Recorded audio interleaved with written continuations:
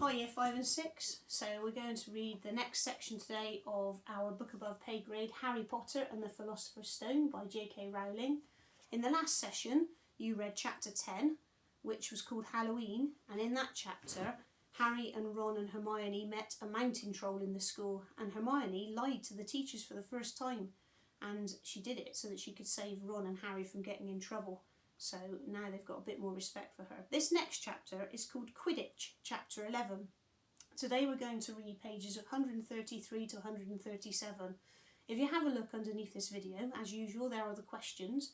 And if you want to have a little look, there's some vocabulary that we're going to meet in the text explained to you. So if you familiarise yourself with that, pause this video, and when you're ready, come back and join me and we'll read this next bit of the chapter. Okay, chapter 11, Quidditch. As they entered November, the weather turned very cold. The mountains around the school became icy grey and the lake like chilled steel. Every morning the ground was covered in frost. Hagrid could be seen from the upstairs windows defrosting broomsticks on the Quidditch pitch, bundled up in a long moleskin overcoat, rabbit fur gloves and enormous beaverskin boots. The Quidditch season had begun. On Saturday, Harry would be playing in his very first match after weeks of training, Gryffindor versus Slytherin. If Gryffindor won, they would move up into second place in the House Championship. Hardly anyone had seen Harry play because Wood had decided that as their secret weapon, Harry should be kept, well, secret. But the news that he was playing Seeker had leaked out somehow, and Harry didn't know which was worse. People telling him he'd be brilliant, or people telling him that they'd be running around underneath him holding a mattress. It was really lucky that Harry now had Hermione as a friend. He didn't know how he'd have got through all his homework without her, what with all the last-minute Quidditch practice that Wood was making them do. She'd also lent him Quidditch Through the Ages, which turned out to be a very interesting read. Harry learned that there were 700 ways of committing a Quidditch foul, and that all of them had happened during a World Cup match in 1473, that Seekers were usually the smallest and the fastest players, and that the most serious Quidditch accidents seemed to happen to them, and that although people rarely died playing Quidditch, referees had been known to vanish and turn up months later in the Sahara Desert. Hermione had become a bit more relaxed about breaking rules since Harry and Ron had saved her from the mountain troll, and she was much nicer for it. The day before Harry's first Quidditch match, the three of them were out in the freezing courtyard during break, and she had conjured up a bright blue fire which could be carried around in a jam jar. They were standing with their backs to it, getting warm, when Snape crossed the yard. Harry noticed at once that Snape was limping. Harry, Ron and Hermione moved closer together to block the fire from view. They were sure it wouldn't be allowed. Unfortunately, something about their guilty faces caught Snape's eye. He limped over. He hadn't seen the fire, but he seemed to be looking for a reason to tell them off anyway. "What's that you've got there, Potter?" It was Quidditch Through the Ages. Harry showed him. "Library books are not to be taken outside the school," said Snape. "Give it to me. 5 points from Gryffindor." "He's just made up that rule," Harry muttered angrily as Snape limped away. "Wonder what's wrong with his leg." "Dunno, but I hope it's really hurting him," said Ron bitterly. That's our first question today. It's a retrieval question. Why does Snape take 5 points from Gryffindor? Have a think.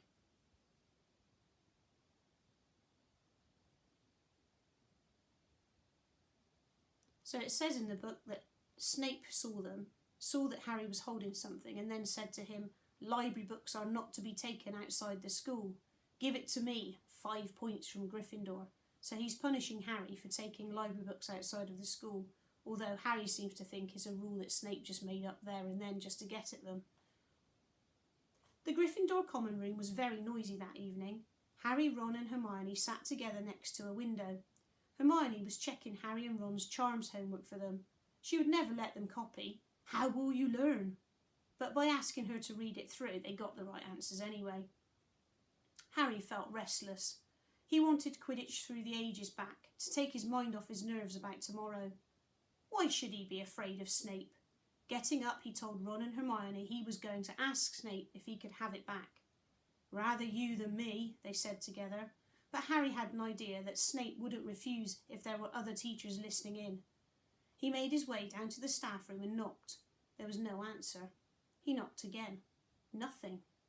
Perhaps Snape left the book in there. It was worth a try. He pushed the door ajar and peered inside, and a horrible scene met his eyes.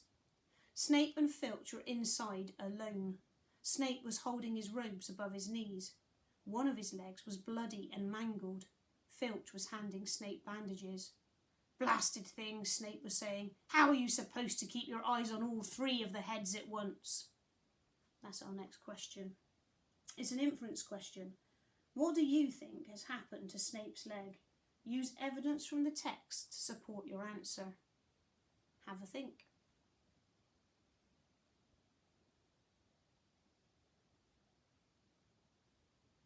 So I think that Snape's leg has been bitten by a three-headed creature, probably the three-headed dog that's been mentioned before. I think this because in the text it said that one of his legs was bloody and mangled, and it went on to say that Snape says, "How are you supposed to keep your eyes on all three heads at once?" So this suggests that his leg's been bitten by a three-headed creature. One of the heads has obviously taken a nip at the back of his leg somehow. Harry tried to shut the door quietly, but "Potter!"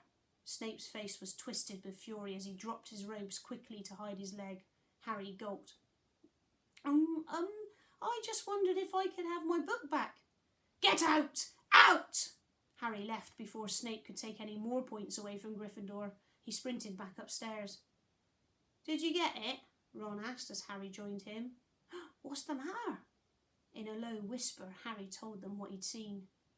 "You know what this means?" he finished breathlessly. "He tried to get past that three-headed dog at Halloween. That's where he was going when we saw him. He's after whatever it's guarding. And I bet my broomstick he let that troll in to create a diversion." Hermione's eyes were wide. "No, he wouldn't," she said. "I know he's not very nice, but he wouldn't try and steal something that Dumbledore was keeping safe." "Honestly, Hermione, you think all teachers are saints or something," snapped Ron. "I'm with Harry. I wouldn't put anything past Snape. But what's he after? What's that dog guarding?" Harry went to bed with his head buzzing with the same question that night. Neville was snoring loudly, but Harry couldn't sleep. He tried to empty his mind. He needed to sleep. He had to. He had his first Quidditch match in a few hours, but the expression on Snape's face when Harry had seen his leg was not easy to forget. The next morning dawned very bright and cold. The great hall was full of the delicious smell of fried sausages and the cheerful chatter of everyone looking forward to a good Quidditch match. "You've got to eat some breakfast." "I don't want anything." "Just a bit of toast?" wheedled Hermione. "I'm not hungry." Harry felt terrible. In an hour's time he'd be walking on to the pitch. That's our final question today. It's a vocabulary question. And the question is, Hermione says, "Just a bit of toast," wheedled Hermione. What do you think the word wheedled means?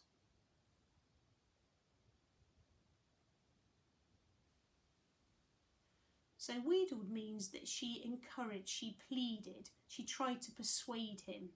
And usually wheedled means that you do it in a bit of a whiny voice. So it's trying to persuade somebody to do something because you think it will be best for them if they did. Harry felt terrible. In an hour's time he'd be walking onto the pitch. "Harry, you need your strength," said Seamus Finnegan. "Seekers are always the ones who get nobbled by the other team." "Thanks, Seamus," said Harry, watching Seamus pile ketchup on his sausages. By 11 o'clock the whole school seemed to be out on the stands around the Quidditch pitch. Many students had binoculars. The seats might be raised high in the air, but it was still difficult to see what was going on sometimes.